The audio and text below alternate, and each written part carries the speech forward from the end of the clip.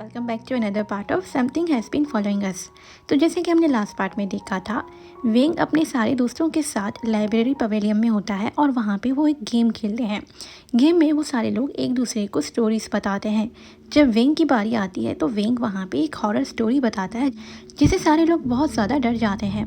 थोड़ी देर के बाद उन्हें लानवांजी भी ज्वाइन करता है, बट सून लान शिशान उनको देख लेता है और उन सबको बोल देता है अपने अपने रूम में जाओ। सारे लोग बहुत ज़्यादा डरे हुए होते हैं तो वो लोग अपने रूम में जाते हैं तो हैं, बट सो नहीं पाते। दूसरी तरफ वेंग अपने रूम से निकल के टहलने लगता है। लानवांजी भी अपने हॉल में था तो वो वेंग को देखता है कि वेंग एक टेलिस्मान को पकड़ के बोलता है, लानवांजी तुम लोगों ने इन्हें वीक कर दिया है। जो बात लानवांजी खुद समझ नहीं पाया। और वहीं पे वेंग एक रिप्लाई देता है किसी बात का कि तुम लोग उन्हें मार दोगे अगर मैं उनको सही स्टोरी बताऊंगा। ये चीज़ बोलने के बाद लानवांजी वेंग को एक कंफ्यूज लुक देता है, बट वेंग लानवांजी को देख के मुस्कुराते अपने रूम में चला जाता है।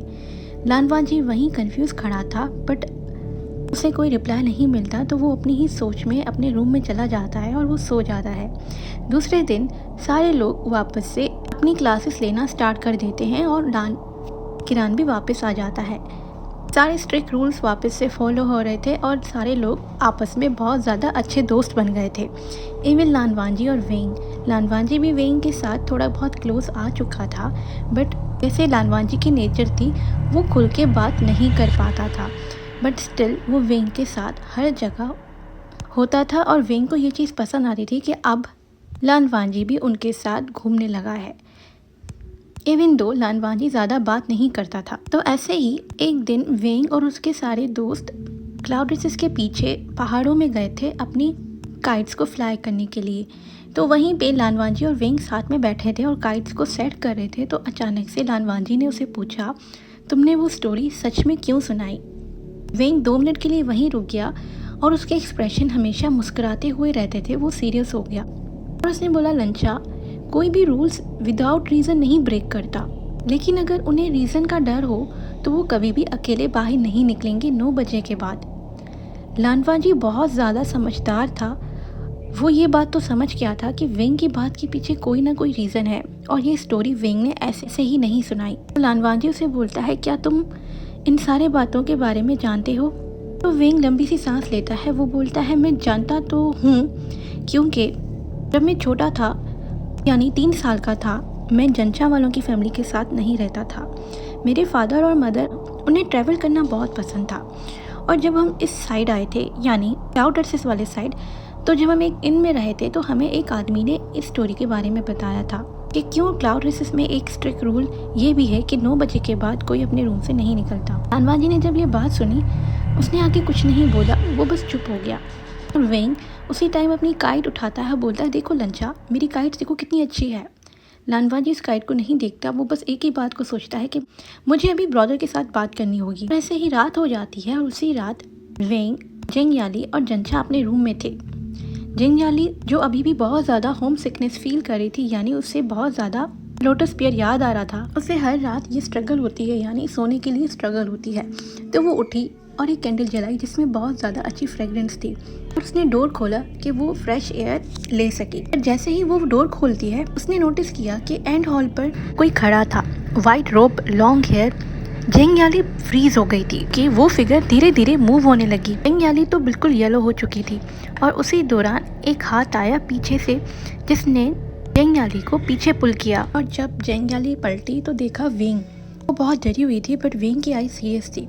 उसने बोला, आप क्या कर रहे हो? आपको पता है ना 9 बजे के बाद डोर खोलना और डोर से बाहर निकलना मना है। जेंगयाली बोलती है कि कल तो हम गए थे बाहर। तो वेंग बोलता है, तब की बात अलग थी। वो फौरन से विंडो की तरफ देखता है और देखता है कॉरिडोर फुल खाली था। वेंग उसी टाइम अपनी बात चेंज कर देता है और वो बोलता है, कुछ नहीं, मैं तो बस यूं ही। और वो जेंगयाली को सुला देता है और जब वेंग खुद सोने लगता है तो डोर नॉक होता है और वेंग जब खोलता है तो जंचा भी उसके साथ खड़ा हो जाता है।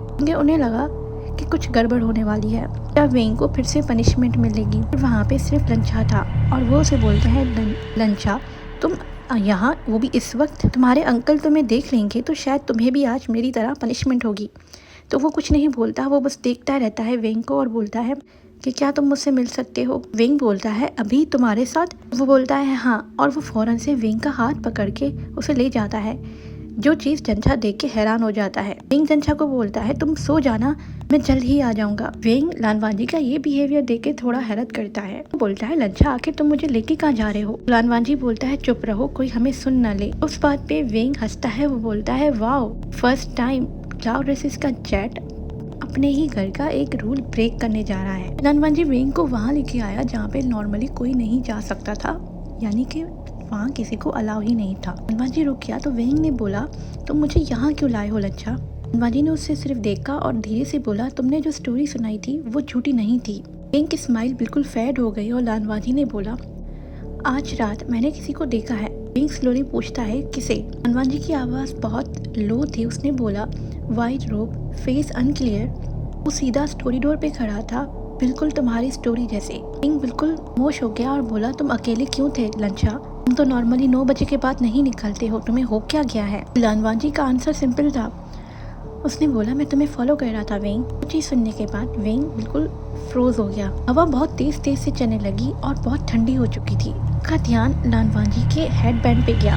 हेड बैंड बिल्कुल टिल्टेड था और वो फौरन से उसे हाथ लगा के सही कर लेता है। लानवांजी जिसे पता भी था कि उस बैंड को कोई भी हाथ नहीं लगा सकता सिवाय आपका स्पाउस या आपका पार्टनर, उसने फिर भी वेंग को हाथ लगाने दिया। लानवांजी ने सीधा उसकी आईज में देखा और बोला तुम बहुत ज़्यादा केयरलेस हो वेंग। इस बात पे वेंग मुंह बनाता है और बोलता है मैं केयरलेस? लानवांजी बोलता है हाँ, तुम सबको प्रोटेक्ट करते हो, खुद को नहीं। वेंग उस बात पे कोई मजाक करने वाला था पर वो रुक गया क्योंकि वो देख सकता था कि लानवांजी अभी बहुत सीरियस है और वो कंसर्न है उसके लिए। वेंग ने सॉफ्टली कहा तुम्हें दूर रहना चाहिए मुझसे लंचा। लानवांजी विदाउट एनी हेजिटेशन बोला मैं दूर नहीं रहूंगा। उस बात पे वेंग बोलता है तुम मुझे समझ नहीं रहे। इस बात पे लानवांजी ने वेंग को जोर से विर्स के पकड़ा और बोला मैं समझता हूँ इसलिए यहाँ हूँ वेंग। फर्स्ट टाइम वेंग का फेस बहुत ज़्यादा पिंक हो गया था और वो अभी ब्लश करने लगा था और उसका हार्ट भी लाउड हो गया था। तभी केव के अंदर से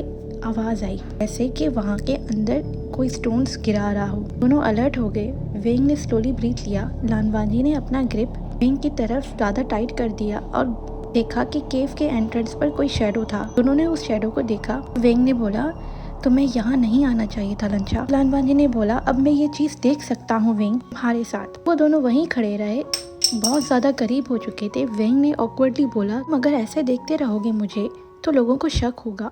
तो लानवांजी ने बोला होने दो। वो चीज़ सुनने के बाद वेंग का ब्रेथ मिस हो गया और वेंग की स्माइल निकली इवन दो केव से इतनी ज़्यादा अजीब आवाज़ें आने लगी। ओके गाइस, मैं इस पार्ट को यहीं एंड करती हूँ। मिलते हैं अगली पार्ट में। Bye bye.